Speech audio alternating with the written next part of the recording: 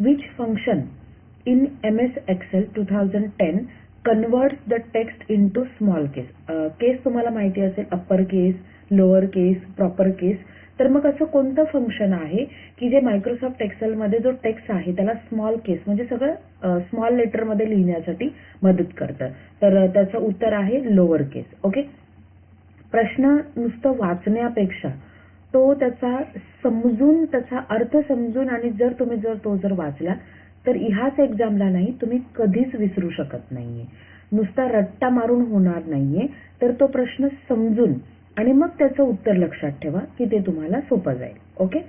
Match type 0 is given when we want to find the position of dash given lookup value. Lookup हा जो काही आहे एक formula आहे, त्याच्यामध्ये शोधल्या जातात ते. तुम्हाला जी पण गोष्ट हवी असेल ती शोधली जाते. लुकअप म्हणजे शोधणं.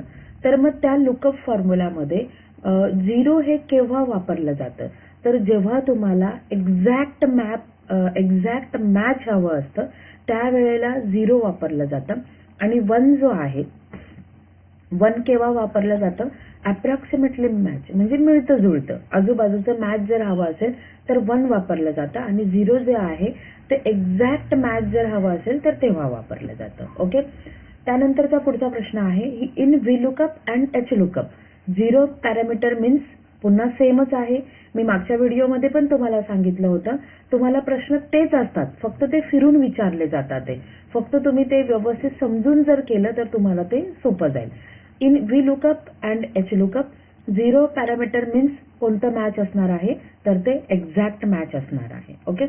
Comments can be added to cell using. Comments कसं ऍड केलं जातं, तर सेल टिपला ते ऍड केलं जातं. ओके. सेल टिप म्हणून, टिप नोट्स वगैरे असं. त्यानंतरचा पुढचा प्रश्न आहे selected single cell in worksheet is called as active cell. जेव्हा आपण एक्सेलमध्ये एखादी सेल क्लिक करतो आणि त्याच्यावर बघा तुम्हाला एक ग्रीन कलरचा असा बॉक्स येतो, तर त्याला ब्लॅक कलरचा असा बॉक्स येतो की नाही, आपण एक्सेल सिलेक्ट केल्यानंतर त्याच्या सेलमध्ये, की त्याचा अर्थ काय असतं की त्या सेलला आपण काय केलेलं आहे, ऍक्टिव्ह सेल असं केलेलं आहे.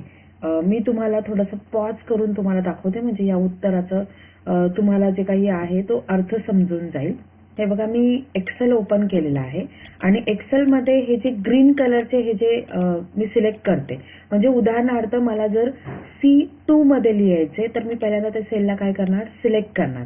आणि ही जी ग्रीन कलरचा हा जो बॉक्स येतो, त्या ग्रीन कलरच्या बॉक्स आल्यानंतर त्या सेलला म्हटलं जातं ऍक्टिव्ह सेल.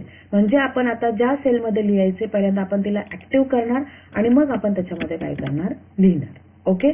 तुम्हाला समजलं असेल की ऍक्टिव्ह सेल म्हणजेच काय. ओके. त्यानंतरचा आपला पुढचा प्रश्न आहे for example is equal to मीनचा फॉर्म्युला आहे, म्हणजे मिनिममचा. B4 to B10 आपल्याला या सेलमधून जी काही व्हॅल्यू आहे त्याची मिनिमम व्हॅल्यू म्हणजे कमीत कमी संख्या आपल्याला काढायचे. This formula will determine the lowest number in the cell range B2 to B10. तर याचं उत्तर आहे ट्रू. मिनिमम म्हणजेच लोएस्ट आणि मॅक्झिमम म्हणजे काय, हायेस्ट. मग जर मिन विचारलं तर लोएस्ट आणि मॅक्स MAX मॅक्स जर विचारलं तर त्याचा अर्थ असतो हायेस्ट. ओके. त्याच्यानंतर we have to start with dash symbol to type any function in cell. म्हणजे जर तुम्हाला जर एक्सेलमध्ये जर कुठलंही फंक्शन किंवा कुठलाही फॉर्म्युला जर स्टार्ट करायचं असेल, टाईप करायचं असेल, सुरुवात करायचं असेल तर त्याची सुरुवात कशाने होते, इज इक्वल टू याने आपली सुरुवात होते, हे तर माहितीच असेल. There are maximum 255 dash in workbook. किती असतात ते, काय असतं 255, जास्तीत जास्त 255 काय असतात ते, तर शीट्स असतात. एका वर्कबुकमध्ये तुम्ही जास्तीत जास्त किती शीट्स घेऊ शकता, 255 शीट्स घेऊ शकता. ओके. त्यानंतर पुढचा प्रश्न आहे आपला MS Excel file is known as a workbook. हा बरोबर आहे, याचं उत्तर true. View tab is use to display or hide guidelines in MS Excel 2010. View मध्येच डिस्प्लेमध्ये व्ह्यू जो ऑप्शन आहे, व्ह्यू जो टॅब आहे एक्सेलमध्ये, त्यामध्ये हाईड आणि अनहाईड गाईडलाईन्स करण्याचा ऑप्शन असतो, तर त्याचं उत्तर आहे ट्रू. त्यानंतर आहे dash dash functions marks makes the text given in the brackets converted into small case. बघा पुन्हा हा प्रश्न आलेला आहे, तर याचं उत्तर आहे लोअर केस. स्मॉल केसमध्ये जर आपल्याला लिहायचं असेल तर त्याचं उत्तर काय असणार? लोअर केस. आणि जर पूर्ण जर मला कॅपिटलमध्ये जर लिहायचं जर असेल तर त्याचं उत्तर असतं अप्पर केस, कॅपिटल नाही. ओके. आणि जर तुम्हाला जर टेक्स्ट जर प्रॉपर मध्ये हवं असेल म्हणजे पहिलं लेटर कॅपिटल बाकीचे स्मॉल तर त्याला म्हणतात ते प्रॉपर केस. ओके, लक्षात असू द्या. त्याच्यानंतरचा पुढचा प्रश्न आहे, what is a row labelling in MS Excel 2010. MS Excel 2010 असू दे किंवा 20 असू दे, 21 असू दे, 24 असू दे, कुठलंही असू दे, लेबल्स काही चेंज होत नाहीयेत. मग रोचे जे काही लेबल्स असतात, रोचे लेबल कसे असतात ते, तर त्याचं उत्तर आहे बी. म्हणजेच काय 1 2 3 4 5 6 आणि इन्फिनाइट. ओके, इन्फिनाइट नसतं ते, ऍक्च्युअली शेवटची रो असते ती, तो नंबर तिथे दिलेला असतो. त्याच्यानंतर आहे पुन्हा तोच प्रश्न आहे, रो आर लेबल ॲज. रोचे लेबल्स कसे दिलेले असतात तुम्हाला 1 2 3 4 5 6 7 8 आणि कॉलमचे लेबल्स तुम्हाला कसे दिलेले असतात ABCD. ओके, लक्षात असू द्या.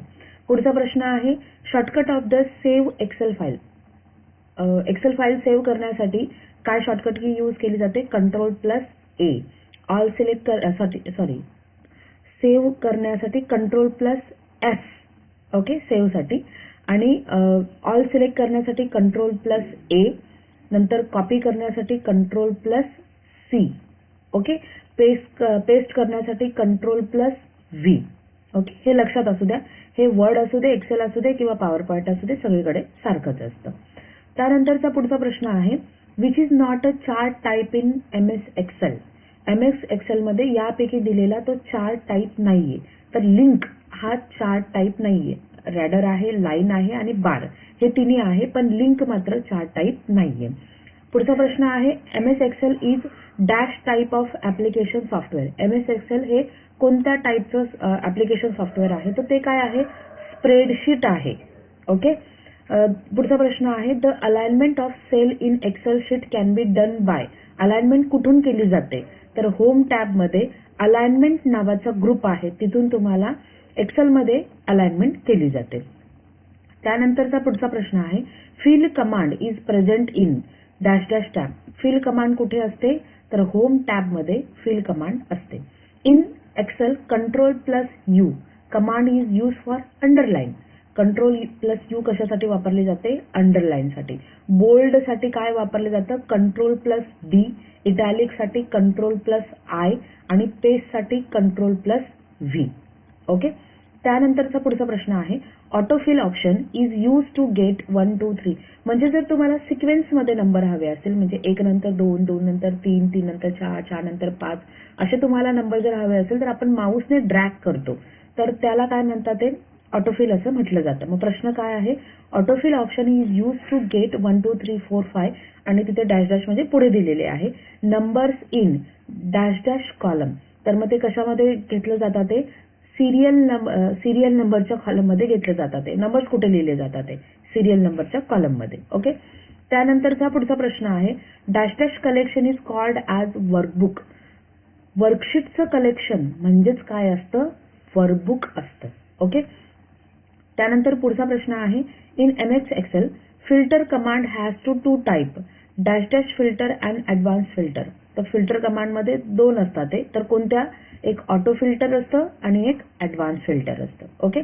पुढचा प्रश्न आहे, the zoom slider strip can be view at the slide right hand slide of the status बार.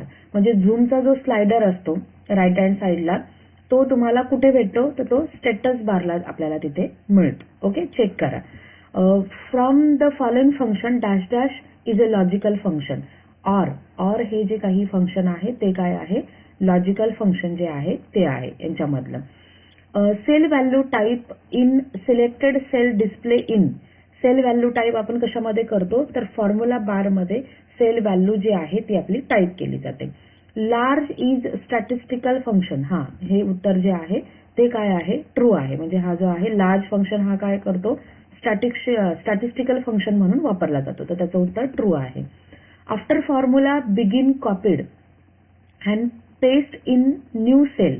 आपण जेव्हा फॉर्म्युला कॉपी करतो आणि पेस्ट करतो न्यू सेल मध्ये, तर cell reference which remain unchanged are called, त्याला काय म्हणतात ते ॲब्सोल्यूट रेफरन्स. म्हणजे आपण फॉर्म्युला कॉपी केल्यानंतर आपण दुसऱ्या सेलमध्ये जेव्हा टेस्ट करतो तेव्हा ती व्हॅल्यू चेंज होत नाहीये, त्याला म्हणतात ते absolute reference.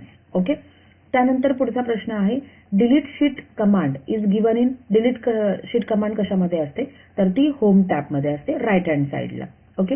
Which function will add 2 numbers in cell A1 and A2 in MX Excel 2010. कुठलं फंक्शन ऍड करण्यासाठी वापरलं जातं तर ऑब्व्हियसली सम. नंबर कुठलेही तुम्हाला ऍड करायचे असेल तर त्याच्यासाठी कंपल्सरी एकच फंक्शन आहे सम. ओके. हे इथे दिलेलं आहे. त्यानंतर पुढचा प्रश्न आहे which is a correct answer for is equal to round. Round number केल्यानंतर इन MX Excel मध्ये त्याचं उत्तर काय येणार तर मग 123.4 हे त्याचं उत्तर येणार. ए हे त्याचं उत्तर आहे. Okay. Dash dash bar is given at the top side of opening screen in Excel. Title स्लाइडला ते ओपनिंग स्क्रीनचा टॅब असतो. Okay. Dash dash option is available only in MX Excel window.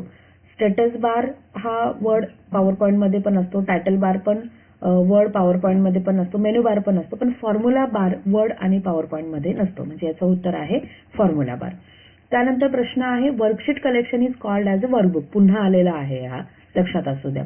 In which tab filter option is available in MX Excel. Filter tab कुठे असतो तर data हा जो tab आहे त्याच्यामध्ये तुमचा फिल्टर टॅब दिलेला असतो. ओके. सॉर्टिंग डेटा, सॉर्ट करणं इन A to Z. ए पासून ते झेड पर्यंत ह्या सिरीजमध्ये जर आपण डेटा जर आपल्याला सॉर्ट जर करायचं असेल तर त्याच्यासाठी कुठला ऑप्शन वापरला जातो असेंडिंग टू डिसेंडिंग. आणि झेड पासून जर ए पर्यंत जर वापरला जर असेल तर ते डिसेंडिंग टू असेंडिंग असतं. Okay.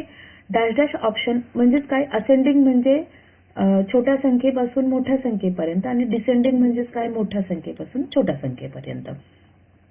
Dash dash option is use to applying sum, average, count आणि etcetera on the data from different Excel sheet. तर त्याला काय म्हणतात ते डेटा कन्सोलिडेटेड. ओके.